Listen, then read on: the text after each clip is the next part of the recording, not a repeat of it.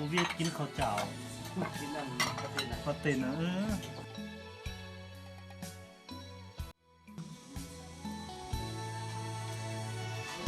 หลายปี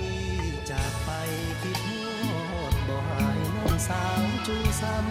ำคิดฮอดสาวพรคำสาวโพใสสำเนื้อขาวพอง วันนี้หน่วยหรอกเต้นกันแล้วประเด็นอะไรก็ได้ไม่เต้น พันใสไม่ติดบ้านนาทง น้าไปชูนิ้วนี่นะตาดี ทำมือร้านคน ใช่ไหมลอยจังเลย แก้วตาจึงถามข่าวมาบ่แม่นทะเลอยากขอมานั่งแย่สาวสีแพงไม่ท้องน้องลาใส่เด้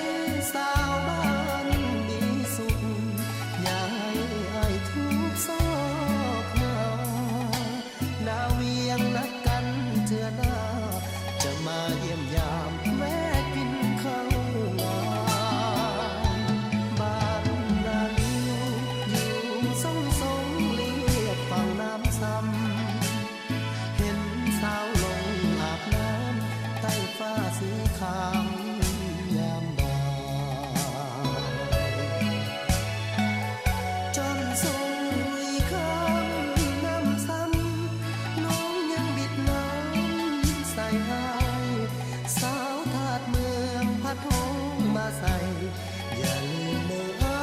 ยน้องสาวหัวพัน ก่อนจากน้องไปเพิ่นสั่งขวัญใจขอลาก่อนนะบ่โดนอายจะกลับมา